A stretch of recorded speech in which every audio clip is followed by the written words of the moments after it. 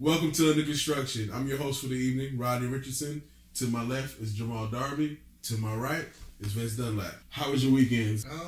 It was a good weekend until Carolina lost. It was a bad weekend, but then Duke lost, and it was a good weekend. But the Hornets just lost by 50 points, 70 points, 100 points, and that was not a good weekend again. I feel you. Jamal? More the same, man. We had good weather. Whatever. Hey, man, that's a good weekend. Yeah, right, man. So, good weather, and I saw a bunch of breweries in Charlotte this weekend. I won't tell you how, but I just saw a bunch of breweries this weekend. I did not know Charlotte had so many breweries. Pour up. All right, we're going to jump into our Hornets segment of the recording called the 10th pick. The Hornets finished the week 1-2. We just got the break beat out of us by Golden State. We lost to our daddy, LeBron James, and we beat the Spurs. What's your reaction for the week? I don't understand how teams like Minnesota and Sacramento and all these other bottom feeder teams can beat San Antonio, can beat LeBron in LA, and can beat the Warriors. But then when they play us, we lose by 20, 30, 40 points. I don't understand that. And that is really, really irking me right now. I don't even care about the fact that we went 1-2 this week because I think they just reassured us that we're not going to the playoffs. I don't even have a problem with that at this point, but it's how you're losing. And I don't understand how we beat the Spurs on a 4-game win streak and we somehow, some way cannot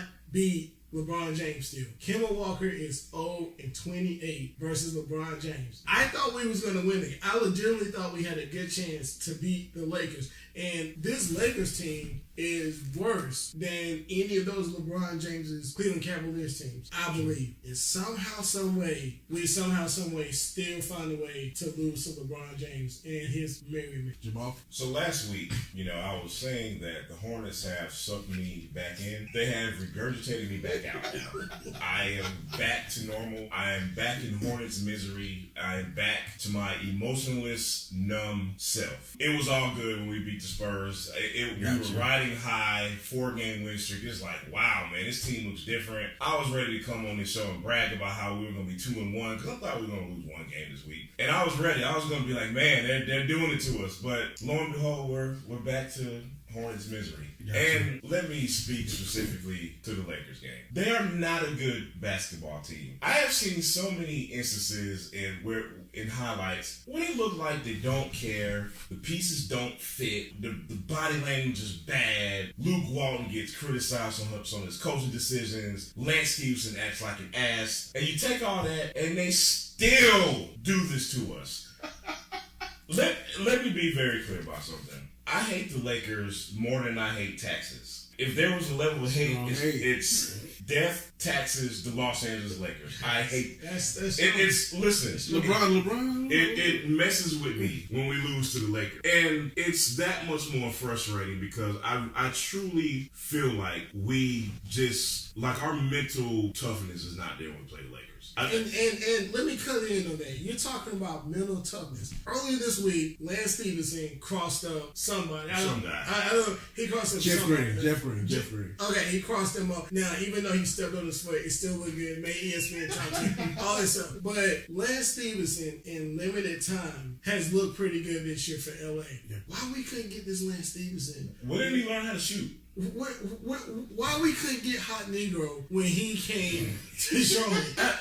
Why we couldn't get this? Why is it that players always come to Charlotte, crap the bed, and then they go elsewhere, and it's like we get what we thought we were going to Allow me to be a basketball nerd for a second, okay? During this 4-game winning streak, like, I just know that I noticed that schematically, defensively, that's where the difference was. It's like we were trapping, aggressive, the on-ball defense was good, we were biting up one-on-one, and then we just kind of lose it all during this Lakers game. Like, it's just all, they shoot something like 67% the whole game, man. They are a good offensive. Let me take that back. They're an okay offensive team. They're looking pretty good with LeBron. Great against us. And it's something, I haven't watched basketball a long time, man. And I cannot honestly say I understand it. I simply don't get it, man. And I'm not even going to talk about the Warriors game. It is nothing to talk about. That was scheduled. I'll say, look, man, they got hosed Saturday night. They came in here mad. They're already Team USA. Yeah. Now look, let me ask you something else. Since we're on the whole Kimba can't beat LeBron James kick, right? Right. We all have criticized Kevin Durant because he lost to the Warriors and then in the offseason chose to go play with them. Kemba Walker, free agent. We don't know what he's going to do, but everybody's looking for him. Considering the fact that he has never beaten LeBron, would you feel some type of way if he were to team up and play in LA with LeBron, considering he's 0-28? Absolutely not. LeBron is probably the second greatest player ever. But you got okay, go ahead. Living in LA, you're going to be in the playoffs. You're going to have better teammates, more exposure, all NBA teams. LA life. 0-28 versus you can't beat them, join them. But we mad at KD for doing it. We mad at KD. Are y'all really asking me how I would feel about it? Hey man, this is serious. Take off. Tell me how you feel, man. Are y'all really asking me this question? Do it. Let's get it. Did you not hear what I just said about the Los Angeles Lakers? Do you listen, man? All those are very fair points, but at the end of the day, I am still a diehard fan of this team, of Kemba Walker, and if not that it matters, but UConn as well. That ties into Kemba Walker being on the Hornets thing.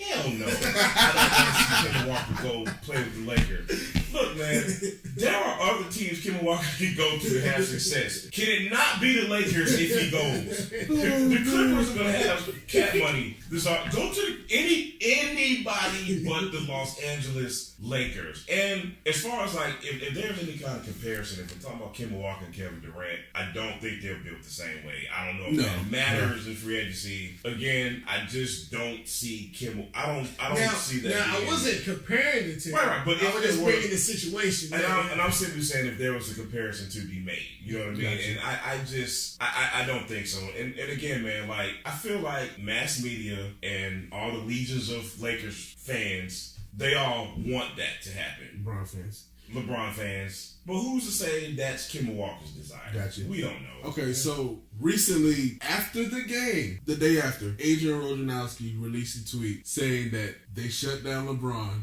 for the rest of the season. Why does he hate us so much? And that goes into my last question.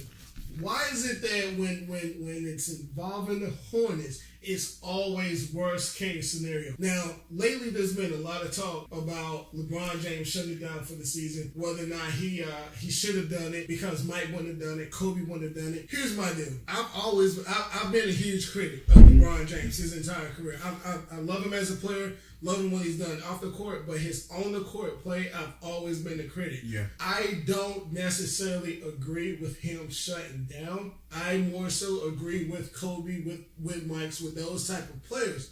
However, if Kobe takes some nights off because of load management, if he shuts it down when the Lakers get eliminated from the playoffs, maybe he's able to extend his career by another year or two. So a lot of people are upset at LeBron right now because he's shutting it down for these last 6 or 7 games. 7 games, yeah. But by doing so, it's going to allow him to be that much more effective next season and the other season comes. So if you take out that dog, so to speak, or that Mamba mentality or whatnot, he's been smart. To piggyback on that, how do you feel for the fans who bought tickets to those last games? You buy tickets for the name on the front of the jersey and not the name on the back of the jersey. Hey man, LeBron is an icon, man. I'm buying tickets to see LeBron. I'm sorry. Go on YouTube.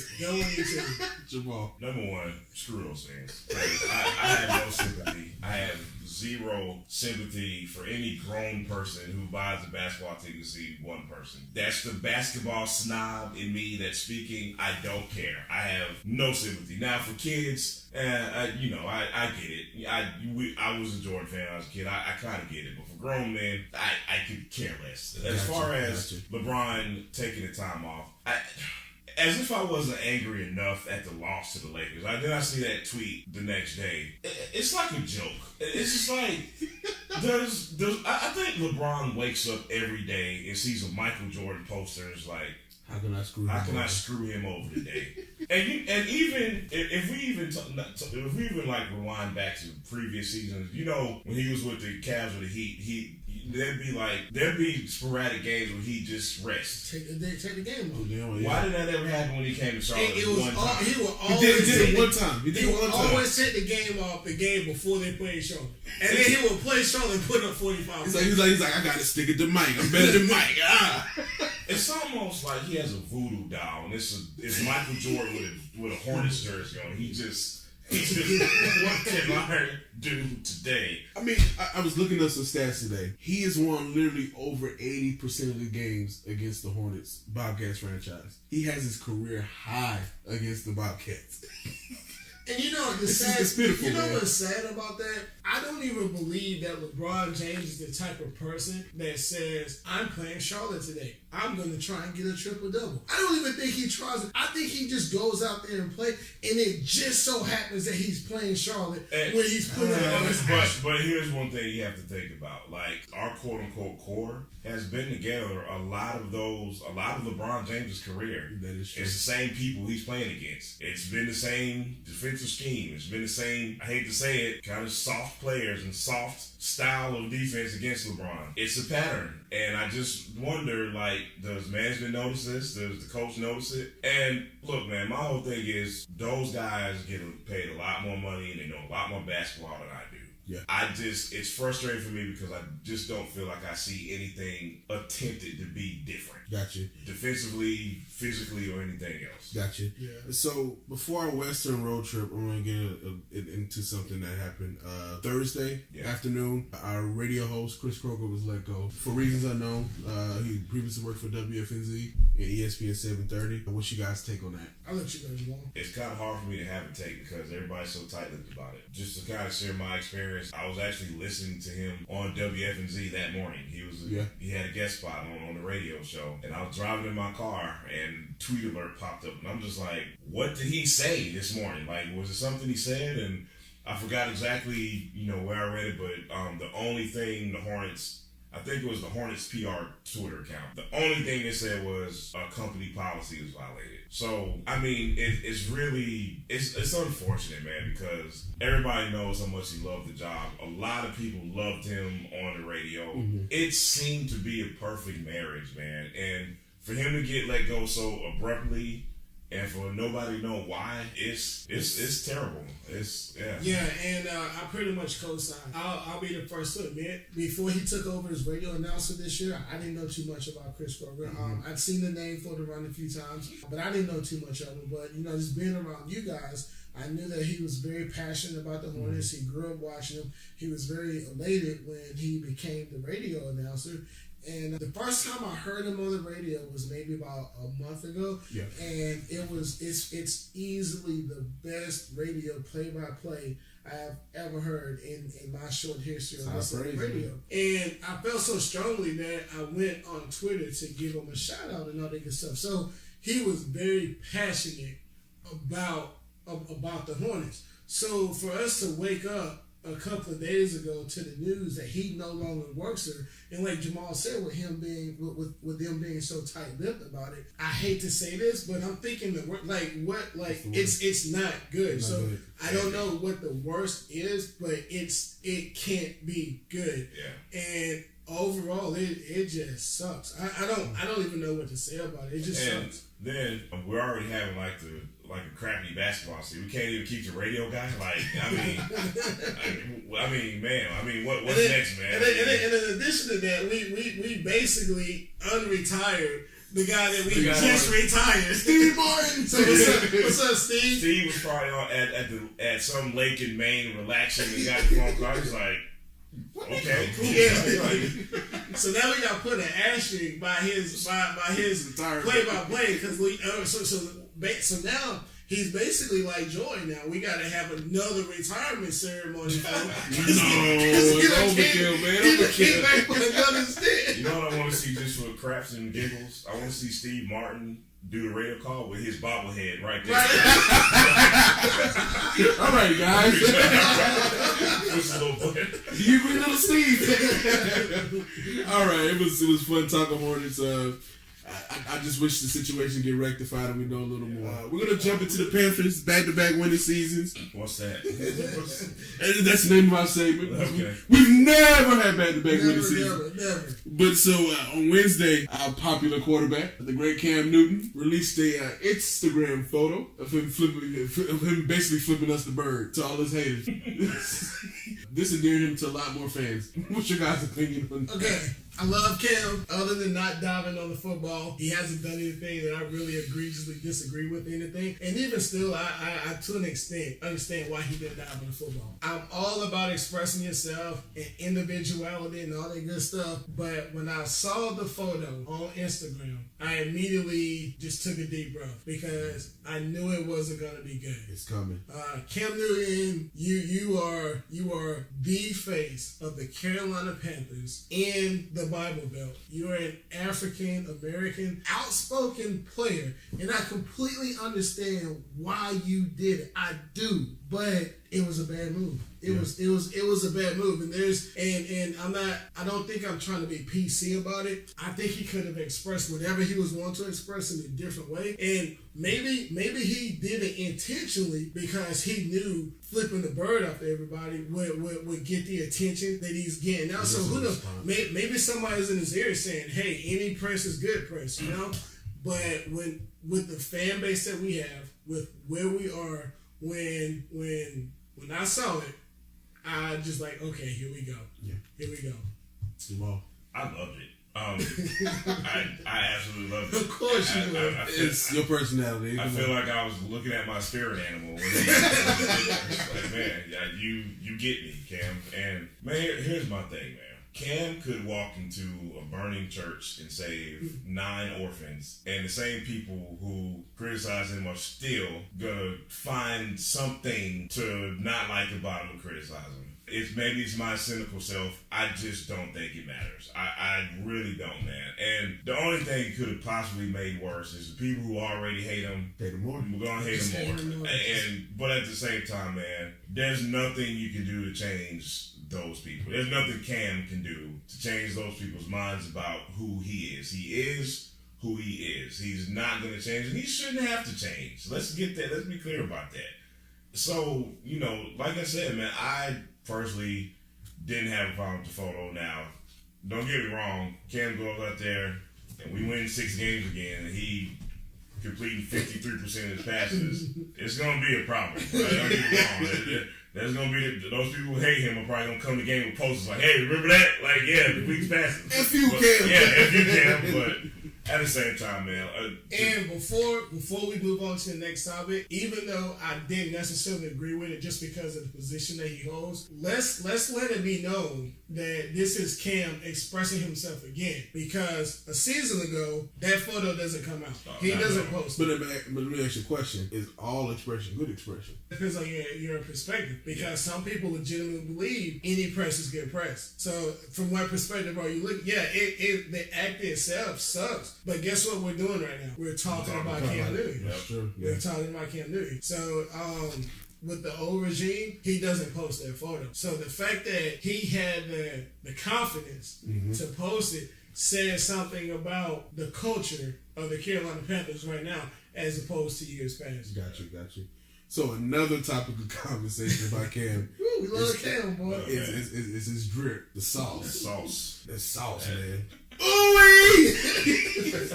Yo, So how did we even come up about that word? I think I'm the old one here of the three of us. How did drip become the word for your dress code? You know what? So you don't have no drip to understand, man. So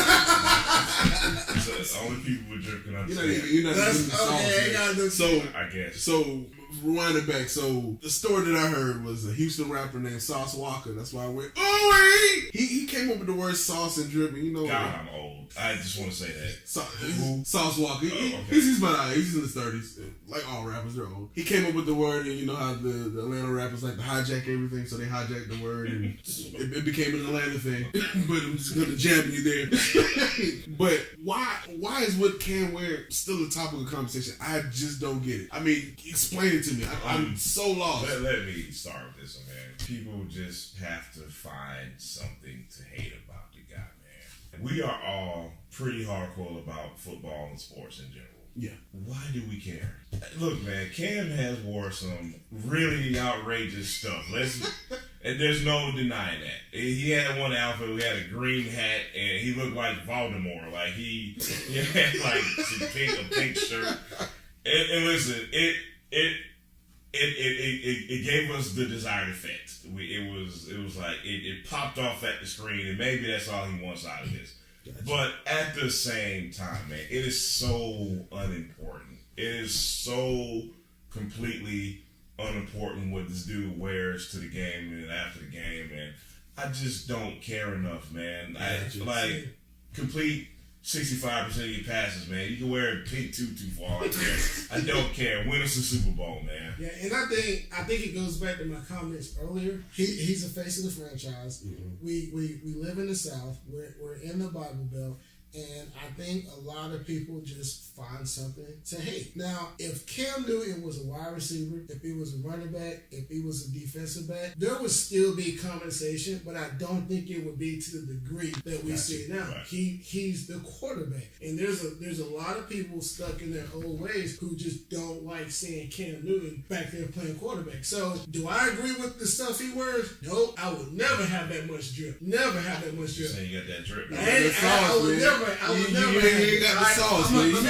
Let me go crease my jeans and all this stuff.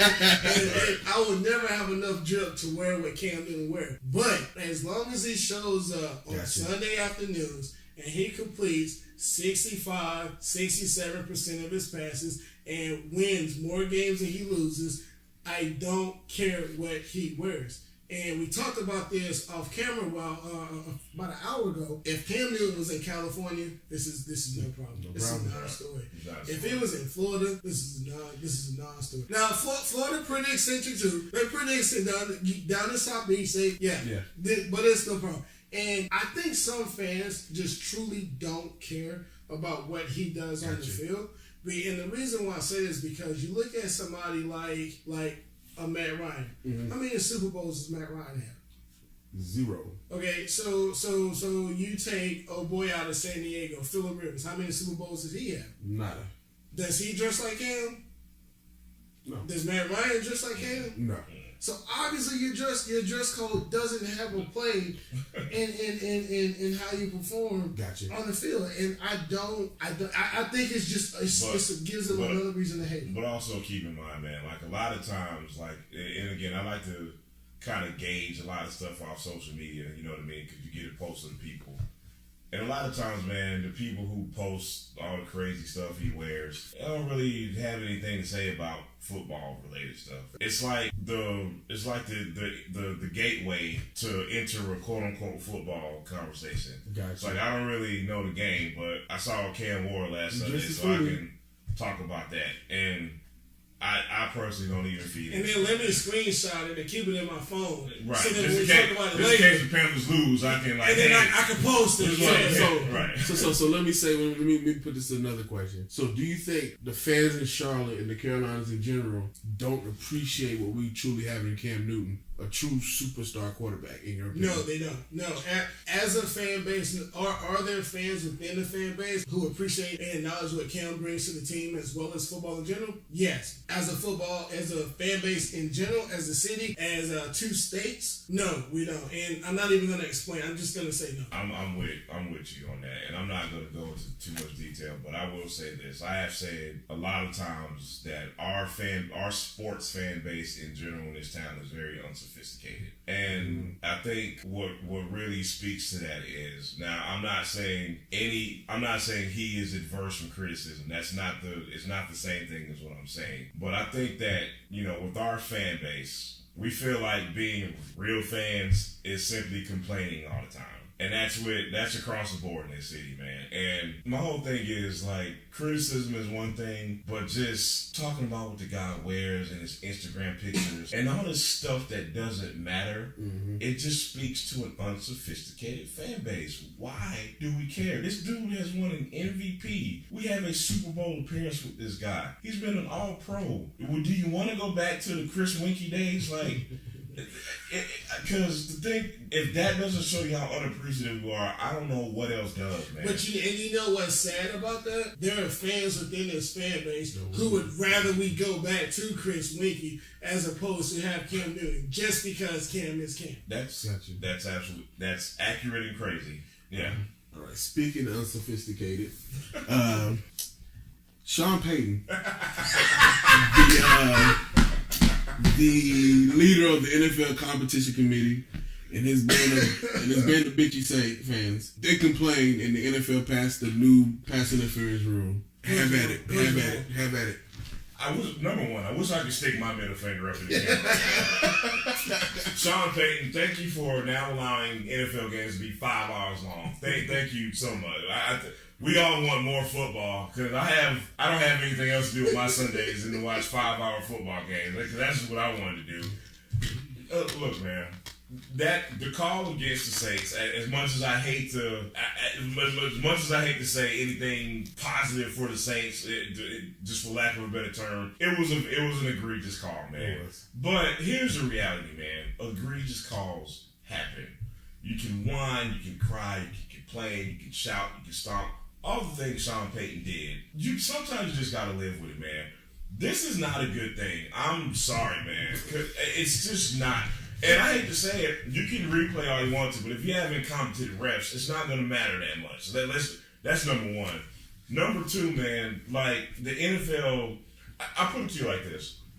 I will not be surprised if this quote-unquote rule change is overturned the very next year. It would not shock me the least bit. Now, and that's the one saving grace that we have right now, because the NFL did announce that they're testing it just as 1 year.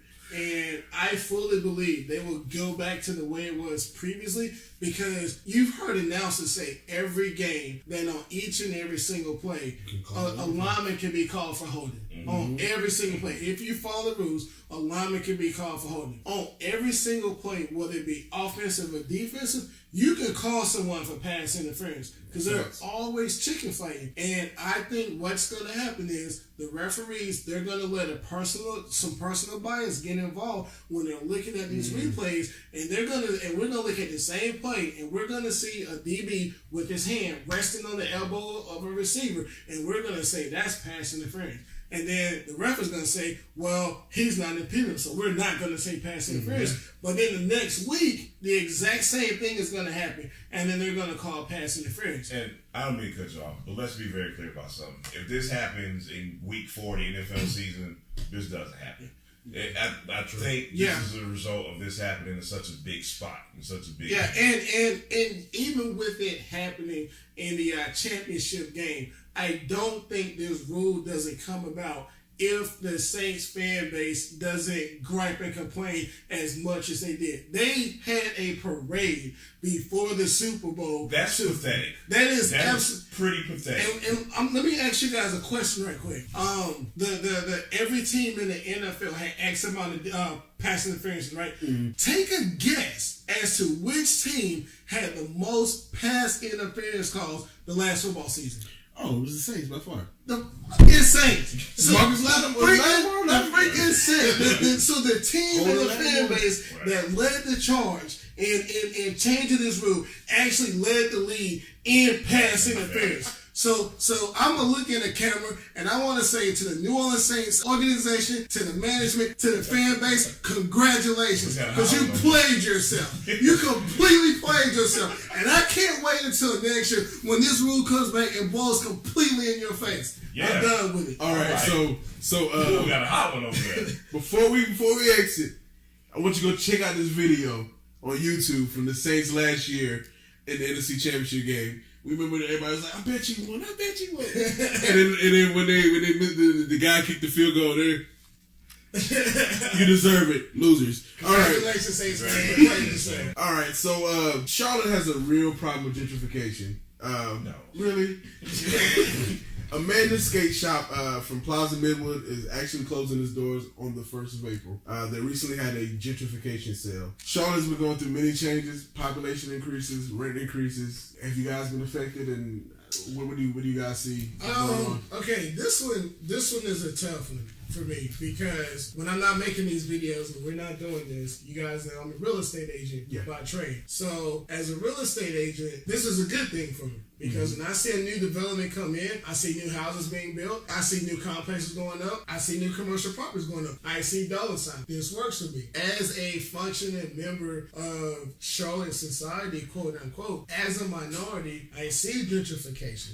Now, I didn't grow up in Charlotte. I have family who've lived up here for about 30, 40 years. So I've been pretty connected with Charlotte. Yeah. But by having all these developments, by keeping up with the influx of people moving to Charlotte, we are losing a lot of our history. And every day I'm saying this new development has been improved. This new development has been improved, and so forth and so forth. But I'm not seeing anything that we're doing to preserve the history of Charlotte. Because the latest development, I believe, is at one of those Marshall Park is where this newest development has been approved to take place at. And I know whenever there's a lot of upheaval in the city, I know that's kind of that's where everybody goes to do their peaceful protest. So once Marshall Park is replaced, then where is everyone going to go? And I don't know. Like I'm conflicted. You know, like I say, on one side I see progress, I see change, I see Charlotte constantly becoming a city that has been accepted by the rest of the country as a legitimate metropolis, but as a resident, I see what Charlotte once was being disappeared. I don't know how to follow that because it's excellent points, but I'll say to that, man, all that glitters ain't gold because, you know, you look at all this stuff being built and on one end you're like, man, you know, this new developments and stuff is growing and the city's growing, and on one hand it may look great to an eye, but what's happening, what I'm really scared of is that it's sucking the soul out of the city. It's you know, not like Charlotte had like a really definitive identity and a really definitive culture, but the little bit we had is slowly dying. And you look at something like Armada Skate Shop, like, you know, I'm not a skater.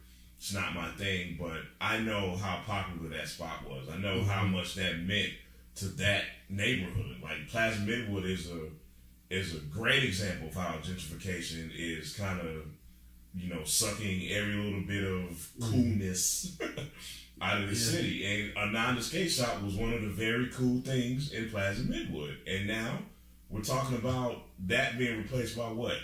Another sushi bar? Like, we need more of those. We need another Asian restaurant. We need another brewery, which is our next topic.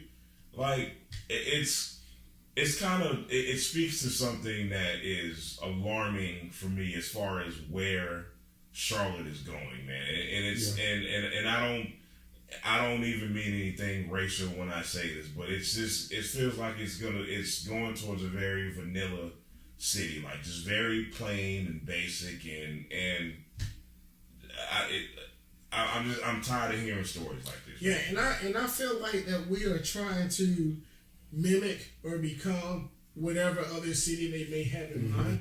But I think the problem would be once we become whatever city we're trying to mimic, that city would have actually become something else, and we would still be behind. Right. You know, so instead of being original, instead of being innovative and original, we're kind of just being reactive. Yeah, and that's And another troubling thing with me about this is that basically we're losing all these affordable housing units, and we have affordable housing shortages. We have to pass bonds that are not enough to supplant to find a place for everybody to live. It's just a troubling thing. It's like gentrification is just like a weapon against the poor. And then there's the whole economic mobility thing. Yeah, so that just makes it even worse, man. And it's I have to say, man, as far as all that goes, Charlotte has a real bad stench as far as that stuff goes right now. It's quite honestly, man, it's a scary time, man. Yeah, man. Especially when people feel no hope. I mean, what do you turn to? Yeah, you turn to violence. I have a question for you guys. Are Charlotteons alcoholics? The reason why I asked that question is because every single city block I turn on, it's a doggone brewery. It's a brewery everywhere. I'm like, who drinks all this alcohol? There's like beer events every weekend. Like, explain this to me. I don't get it. Let me say something, man. This is perfect synchronicity. What I mean by this, we didn't talk about this as a topic. Me and you personally didn't talk about this as a topic. But it just so happens this weekend, I'm driving around Charlotte because it's a beautiful day, Saturday. I'm driving around, and all anybody did was go to breweries. It's like every crowd I saw in Charlotte Saturday was a brewery. Everywhere I turned, it was a brewery. Everybody I talked to was coming from a brewery. Everybody I talked to was going to a brewery. And again, man, not to sound like a broken record, but it's getting scary because on that end, it's like, is that all we're going to have to do? Just go to breweries? Shopping in breweries. Can we not improve the music scene? Can we not, bring a festival here? Can we not bring some cultural type events here? And when I say cultural events, I mean something to the masses, not these little pockets of culture that Charlotte has. I mean something. Not the Valentine culture. Not the Valentine culture. Not the white reggae band that's coming to Pizza Hill. Not that. I don't mean that type of culture. Okay? I mean some real culture. And again, man, this particular thing is scary for another reason, man, because I don't want to see the entertainment get completely whitewashed to just breweries. Yeah, and your question was, are Charlotteons alcoholics? I'm going to say no. Well, we're going to be alcoholics if we have nothing else to do. So for now, I'm going to say no. But if you were to ask me, is the city of Charlotte as a whole, would you consider it like a place where alcohol is a problem? I would say yes, because we've had in the last 10 years so many breweries open up. It's been a legitimate explosion, so much to the point to where you can bring your dog inside. I don't care for pets. I don't like pets. I went to my first brewery about 2 years ago, and we go in there, and like this group of people come in, and like these two huge dogs come in, and I'm looking for the no pets inside sign, but apparently that was like how they drew other people to come in and whatnot. Wow. And I played dodgeball a couple years ago as well, right? The location that we played it at was a brewery. And one more thing, I try to be active. I have an active group of friends and whatnot. About a month ago, we wanted to go to Laser Tag. So we agreed that we were going to go to Laser Tag on this coming up Saturday. I think it's like the 6th of April or something like that. And we didn't go a month ago because there was the St. Patrick's bar crawl. It was a bar crawl for St. Patrick's Day and whatnot. So cool, no problem. It's a big event. Everyone goes down there, cool. So I make the event in a few groups, and somebody comes by and is like, well, that might be a bad weekend because there's another bar crawl. And I'm like, wait, we just had a bar. How much drink do we do? Here's the problem. It was the 90s bar crawl, right? It's a 90s, but then one person came behind and said, no, it's not the 90s bar crawl. The 90s bar crawl is later in the year. This one is I Love the 90s Bash. So it's still a bar crawl, but it's a 90s thing. So it's like each and every single week there's a new alcohol related event. And I don't know. I mean, the city is pretty upset about the scooters around. Nobody is complaining about all these beer related events, and that's true. I don't get it.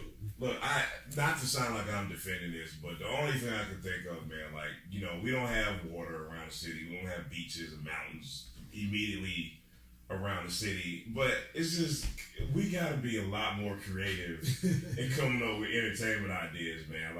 Like again, man, like the music scene could be better, man. It could be festivals, it could be cultural events. It's so much more to do than just drink your life away, man. I love drinking. Drinking is a pleasurable experience every time, but it's not all I want to do, and I don't want my events basically just being centered around beer all the time, man. Can you guys imagine a festival bar crawl?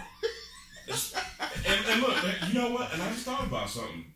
We love our wonderful owner, David Tepper. What do we have at the stadium? Exactly. Another damn beer festival. Exactly. Woo! I don't know. Man, it's whatever.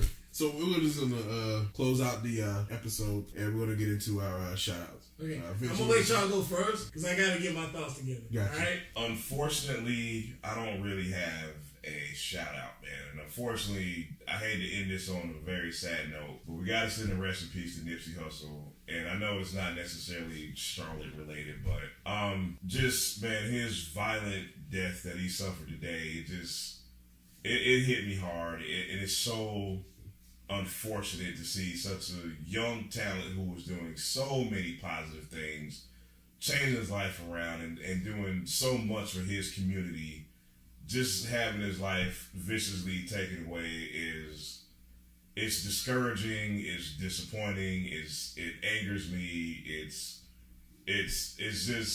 nothing I just want to hear about too often, man. So again, not necessarily a shout out, so to speak, but again, my heartfelt condolences to anybody who's close to Nipsey Hussle, man. So rest in peace, Nipsey Hussle. Condolences, definitely. Yeah. And you kind of stole some of my thunder, but rest in peace to Nipsey. My prayers go out to Lauren and the kids. But also I want to shout out some of the Charlotte rappers, local rappers that are doing it big. The Baby has a top-selling album out. And also shout out to Luke from Dreamville. You were on the cover of the XXL magazine with J. Cole. And congrats to you. Okay, so I'm going to give a special shout out to someone that nobody really knows, but I got to provide some backstory. For those in the Charlotte area, you guys are more than familiar with the Charlotte Observer, one of the major publications here in Charlotte. And I learned earlier this week that if you go to their website, they actually have an event tab. And it gives you a list of all the events that's going on in Charlotte. And it's actually pretty dope. So if you want to know what's going on in Charlotte, go to the Charlotte Observer. So you mean if we want to know where to drink beer, we can... If you want to know what to drink, and it's a lot of beer-related events on their doggone page. But if you want to know what's going on, go to the charlotteobserver.com, click on their event section, and boom. Now, the guy who runs their event section, Jonathan McReynolds. Now, I couldn't find this guy anywhere on social media. I couldn't find him on Twitter. I couldn't find him on Instagram. I just know that Jonathan McReynolds at the Charlotte Observer handles the events on the Charlotte Observer's website. The Hornets played the Spurs earlier this week here in Charlotte. Jonathan, somehow, some way, managed to type the headline that the Spurs are coming in town to play the Charlotte Bobcats. How do you still mess this up? It's been like 5 years back. We have been the Hornets for going on 5 years now. How do you continue to do this? You work for the Charlotte Observer. Who edits Charlotte, this stuff, man?